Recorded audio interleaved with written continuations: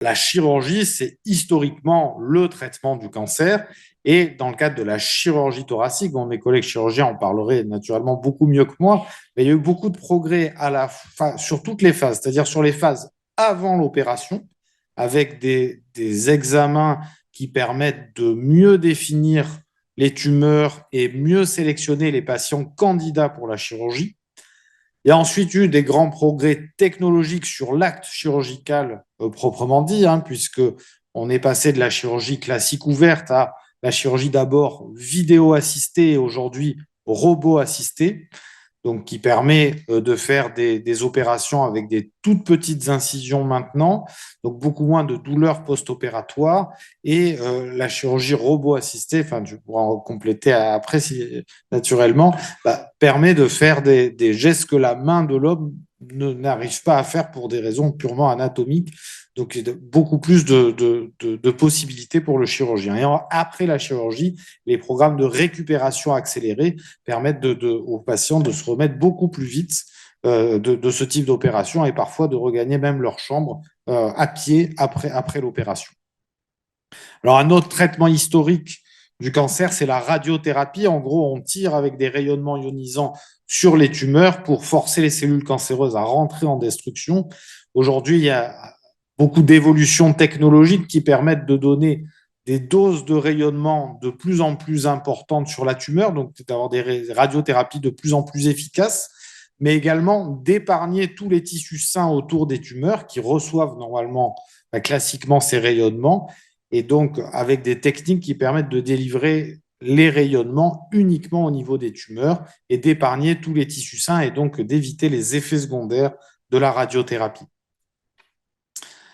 Une technique également des techniques qui se sont développées, c'est la radiologie interventionnelle. Là, ce sont nos collègues radiologues qui vont détruire les tumeurs en les piquant avec des aiguilles spéciales et soit en les chauffant, c'est les traitements de radiofréquence, soit en les refroidissant, c'est les traitements par cryothérapie. On sait que l'effet de la chaleur permet de détruire soit des tumeurs primitives, notamment dans les situations où les patients ne sont pas éligibles à un traitement chirurgical, ou alors détruire parfois des métastases à distance. Alors, tout ça, c'est les traitements locaux, mais il y a eu également de gros progrès sur les traitements médicamenteux, et là, c'est plus mon domaine quotidien. Alors, il y a eu des progrès d'abord réguliers avec les chimiothérapies, donc tous ces médicaments qui vont bloquer la multiplication des cellules cancéreuses. Il y a eu des progrès en individualisant les molécules de chimiothérapie selon les sous-types histologiques de cancer du poumon. Et après, surtout, il y a eu une première révolution il y a déjà une dizaine d'années qui a été le développement des traitements ciblés dans des sous-groupes moléculaires de cancer du poumon. Autrement dit, on a arrêté de s'intéresser uniquement au type histologique, mais on est allé regarder les altérations dans l'ADN des cellules cancéreuses qui pouvaient expliquer le phénomène de cancérisation pas tous les cancers, mais déjà beaucoup d'entre eux. Et on a pu, donc c'est la photo qu'on voit sur la gauche, essayer de mieux comprendre les mécanismes moléculaires qui conduisent à la transformation d'une cellule normale en une cellule cancéreuse, et en même temps identifier des anomalies génétiques au niveau de l'ADN des cellules cancéreuses qui puissent à la fois expliquer cette cancérisation, mais qui puissent être aussi un peu le talon d'Achille de ces cellules cancéreuses et qui permettent, avec le développement de médicaments particuliers qu'on appelle les thérapies ciblées, d'avoir un effet d'efficacité très important et très rapide. Et ça a clairement changé l'histoire naturelle de beaucoup de patients avec ces traitements qui sont le plus souvent là des comprimés, donc pris quotidiennement comme tout un tas de traitements classiques, avec le plus souvent des effets secondaires beaucoup moins importants et fréquents que ceux des classiques chimiothérapies et qui permettent d'augmenter de manière très significative la survie des patients et finalement leur permettre d'avoir une maladie qui devient de plus en plus chronique et qui leur permet de vivre avec cette maladie, même si elle a été détectée à un stade avancé, comme on en parlait au début de cette conférence. Et ce qui est vraiment important, c'est d'une part être capable de détecter ces anomalies génétiques dans les cellules cancéreuses, mais aussi de pouvoir accéder au bon traitement. Et ça, on pourra en discuter après. C'est quand même un enjeu dans un certain nombre de pays, y compris le nôtre, de pouvoir accéder aux bons médicaments pour le bon patient. Et parce qu'on voit que si on est capable d'identifier l'anomalie, mais qu'on n'a pas accès au bon traitement, ben finalement, il n'y a pas d'impact sur l'espérance de vie des patients. Alors ça, c'est un des exemples, hein, les réarrangements du gène ALK, c'est à peu près 4% des adénocarcinomes du poumon. On voit que pour des patients qui ont été diagnostiqués à un stade avancé, où tu disais, Ilyes, au début de la présentation, où classiquement les chiffres, c'est moins de 10% des patients qui sont vivants à 5 ans, ben là, avec ces traitements-là, on arrive à avoir plus de la moitié des malades qui sont encore vivants à 5 ans. Donc, c'est un résultat spectaculaire qui est encore insuffisant, hein, je vous l'accorde, les patients ne sont pas encore guéris, mais c'est quand même, pour nous, un vrai changement, puisqu'on a des patients qu'on appelle aujourd'hui des longs répondeurs, des longs survivants, y compris dans les situations de maladies avancées au moment du diagnostic. Et après, la deuxième révolution qu'on a eue ces 10 dernières années, Anne Madrosic en parlait tout à l'heure, c'est le développement des immunothérapies, donc des médicaments qui vont stimuler le système immunitaire du patient pour le rediriger vers les cellules cancéreuses. Puisque normalement, si le système immunitaire fonctionnait parfaitement, eh bien, lorsqu'une tumeur se développe, ce qu'on voit, je vais pointer, ça doit être là. Ici, il y a un certain nombre de protéines de la tumeur qui vont être libérées dans la circulation. Il y a normalement ce qu'on appelle des cellules dendritiques ou présentatrices d'antigènes qui sont censées capter ces protéines et les amener dans les ganglions pour les présenter à des lymphocytes. Soit c'est des protéines normales, il ne se passe rien, soit c'est des protéines anormales, donc le lymphocyte reconnaît que ce n'est pas une protéine du soi. Et dans ces situations-là, il est censé y avoir une activation du système immunitaire pour que des lymphocytes retournent sur le site de la tumeur, reconnaissent ces protéines anormales et détruisent les cellules qui sont anormales. Malheureusement, pour plein de raisons, ça ne marche pas parfaitement, sinon personne n'aurait jamais développé de cancer. Et on sait aujourd'hui qu'il y a des étapes justement un peu clés, qui sont les points de contrôle de l'immunité, pour que ce système immunitaire fonctionne bien. Il y a là, d'une part, dans le ganglion, pour que la cellule présentatrice d'antigènes active le lymphocyte, et d'autre part, au niveau de la tumeur, pour que le lymphocyte activé soit capable de reconnaître et détruire la cellule cancéreuse. Aujourd'hui, on a des médicaments qui agissent spécifiquement sur ces étapes de l'initiation ou la phase effectrice de l'immunité. Donc, ce sont des anticorps qui vont stimuler, en gros, le système immunitaire pour qu'il fonctionne normalement.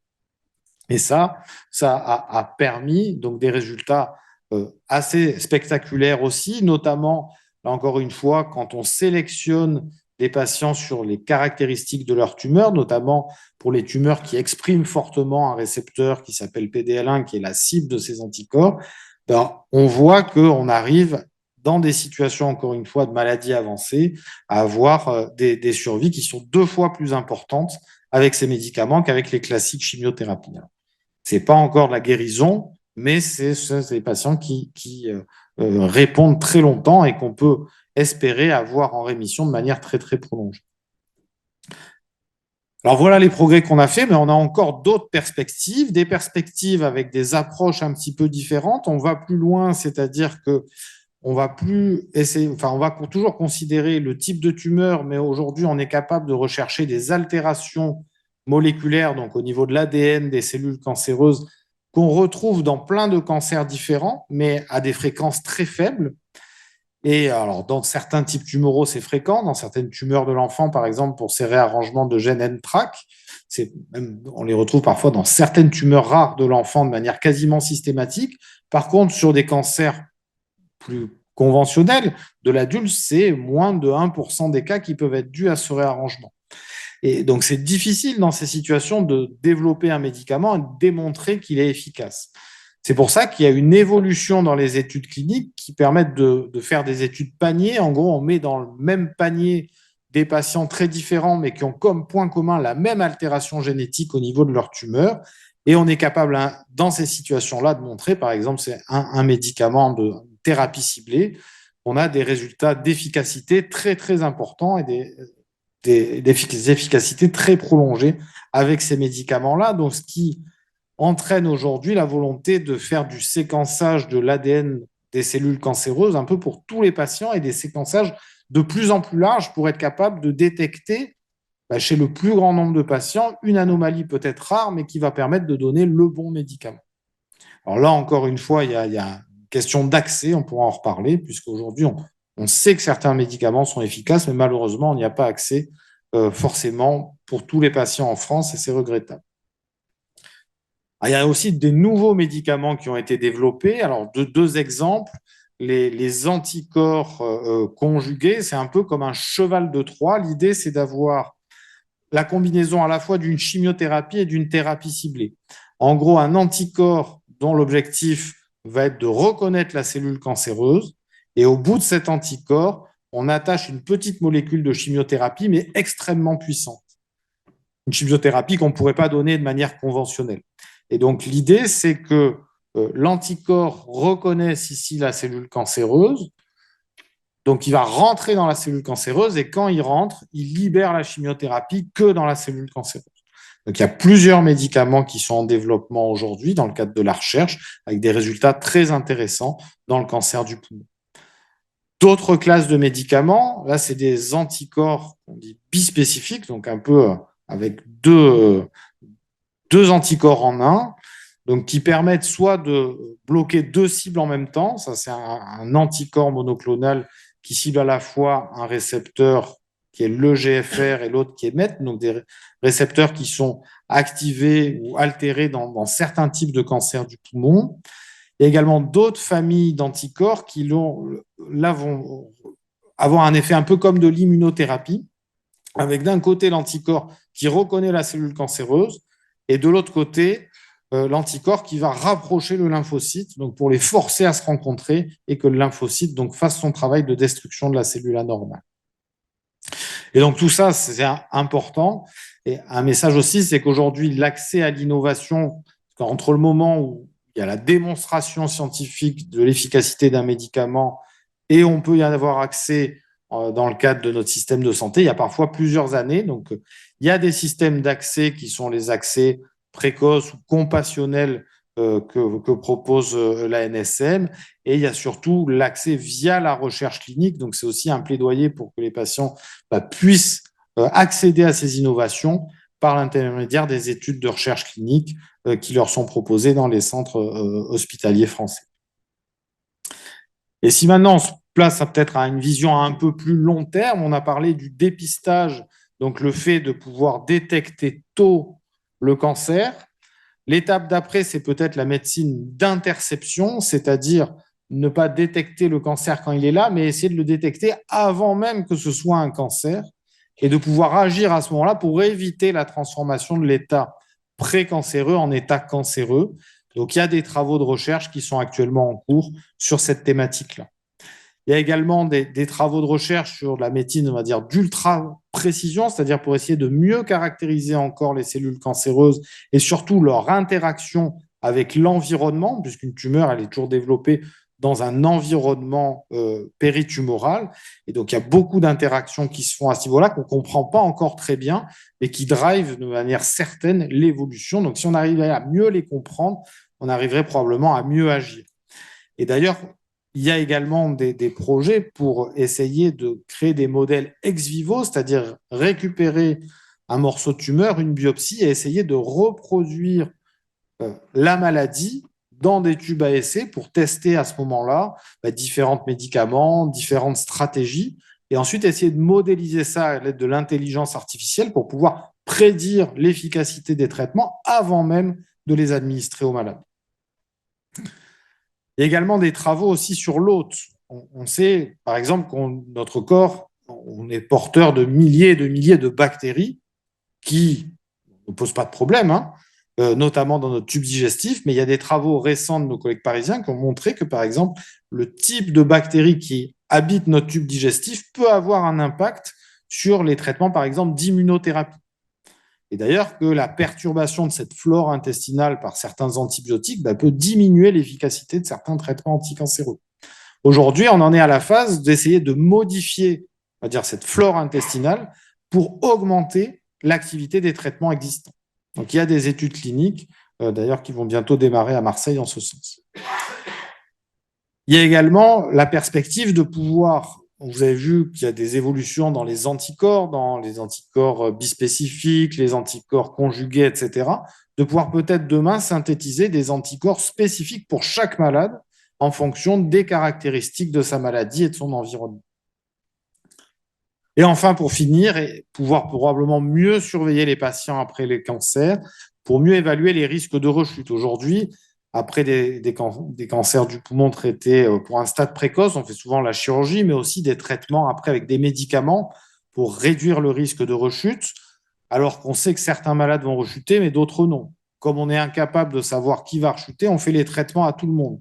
Mais peut-être qu'avec d'autres outils, comme par exemple essayer de surveiller dans le sang circulant les traces de l'ADN des cellules cancéreuses, on pourrait peut-être faire de la désescalade thérapeutique, c'est-à-dire traiter uniquement les patients chez qui il y aurait des traces de maladies résiduelles et épargner les patients chez qui il n'y a plus aucune trace du cancer, même au niveau microscopique, de ces traitements qui peuvent avoir des complications.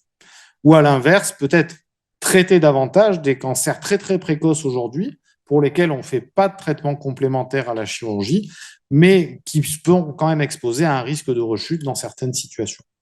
Donc voilà en gros les grandes orientations, je pense, pour les 10 ans à venir.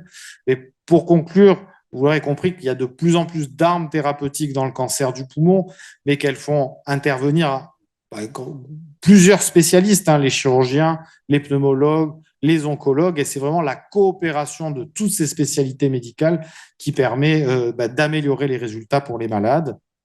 Et je crois que nous avons la chance de vivre une grande période de changement dans le cadre du cancer du poumon, dans le bon sens du terme. Voilà, je vous remercie.